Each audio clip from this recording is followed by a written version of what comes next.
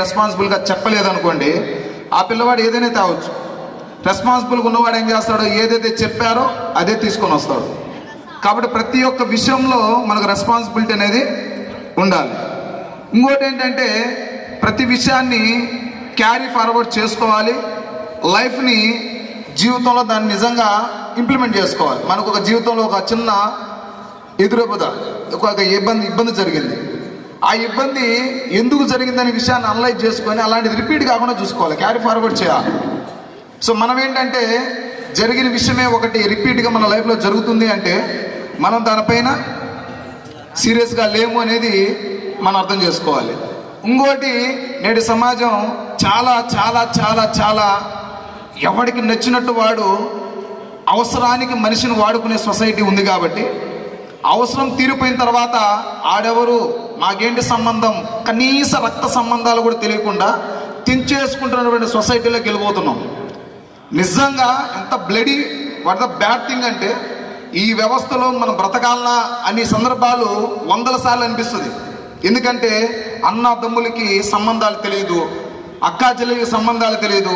వీడు మా బంధువు, మా వాడేవాడు గొప్పవాడైతే తానే మనం చెప్పుకోలేని స్థితిలో ఉంటాం. వాడు గొప్పవాడైనా మా బంధువు అనేసి. ఒక పేదవాడు ఉంటే వాడు బంధువు అని చెప్పుకోవడానికి మనకు షేమ్, ఏదో కొంచెం ఇబ్బందిగా ఉంటుంది. ఎందుకని వాడు గొప్పవాడు కాదు కాబట్టి we have to definitely maintain as relations. ఇవి లేకుండా దరిద్రంగా ఉంది వ్యవస్థ. అలాంటి వ్యవస్థలోకి మీరు ఎంటర్ అయ్యేటప్పుడు క్వశ్చనరీ అనేది ఉండాలి, ప్రశ్నించే తత్వం ఉండాలి.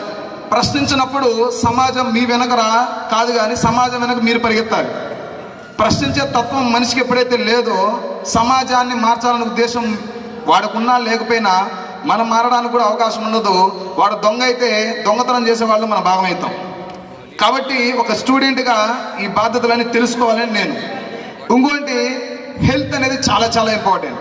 ఈ హెల్త్కి మనం ఇచ్చే ప్రయారిటీ చాలా టాప్లో ఉంటుంది. ఇండియాలో కూడా ఫుడ్ కమిషన్స్ కానీ వాట్ ఎవర్ ద ఇన్వెస్టిగేషన్స్ ఎవరైతే చేస్తుంటారో దీనిపైన అనాలసిస్ చేస్తుంటారో చాలా ఎక్సలెంట్గా పనిచేస్తాయి. ఇండియాలో ఏ ఫుడ్ కూడా ఎంత బాగుంటుందో మీకు తెలుసు. తినిన ప్రతిసారి సస్తాం, ఎప్పుడు పోతామో తెలియదు. చిన్న చిన్న పిల్లలకు కూడా హార్ట్ అటాక్లు వస్తున్నాయి. అది మనం అనలైజ్ చేసుకోవాలి. దానికి తగిన ఆహారాన్ని మీరు సఫిషియెంట్గా తీసుకోవాలి.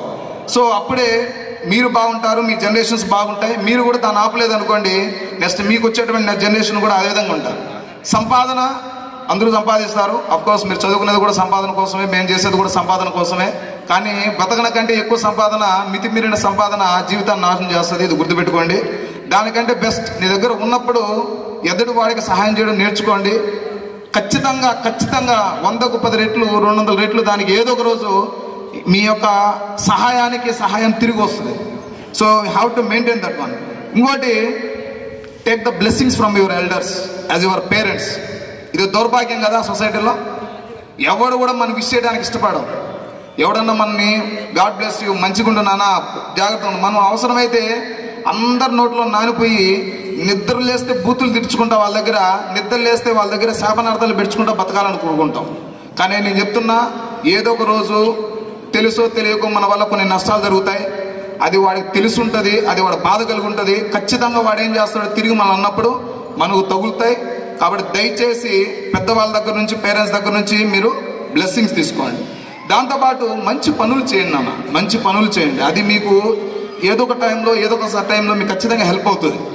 అలాంటి పనులు చేయనప్పుడు మనకు కష్టమైపోతుంది. Pure soul, maintain the pure soul. Pure soul ఎలా వస్తుందంటే చాలామందికి ఇది లేదు. స్పిరిచువాలిటీ అనేది కంపల్సరీ డెవలప్ చేసుకోవాలి. అక్కడక్కడ గమనిస్తుంటాం, ఎంత పెద్ద గొప్పగా ఉన్న సంస్కారం తెలియని మనుషులు ఉంటారు సొసైటీలో. గమనిస్తున్నాం, ఎంత ఎంత ఎంత హై పొజిషన్లో ఉన్నా మాట్లాడే విధానం తెలియనటువంటి వ్యక్తులు ఉంటారు. గౌరవం ఇచ్చిపుచ్చుకోవడం అనేది తెలియని వ్యక్తులు కూడా బతుకుతున్నాం మన సొసైటీలో. కానీ నేనేం చెప్తున్నా, అది ఎట్లా వస్తుంది తెలిసిన, ఒక ప్యూర్ సోల్ అనేది స్పిరిచువల్గా ఒక వాడు ఉన్నప్పుడు, మెడిటేషన్గా కావచ్చు, గాడ్ రిలేటెడ్ కావచ్చు, ఫాస్టింగ్ కావచ్చు, watch ever you think for the religious oriented. ఆ రిలీజియస్ ఓరియంటెడ్ మన లైఫ్లో లేనప్పుడు మనకు మర్చిపోతాం చాలా విషయాలు. భయపడం ఎవరికి, చేసే పని రైట్ ఆర్ రాంగ్గా తెలుగును బ్రతికేస్తాం. కాబట్టి స్పిరిచువల్గా మీరు బాగుండాలి, ప్యూర్ సోల్ డెవలప్ చేసుకోవడానికి మంచి మంచి ఆలోచనలు మంచిగా గొప్పగా ఉండేదానికి ప్రయత్నం చేయండి.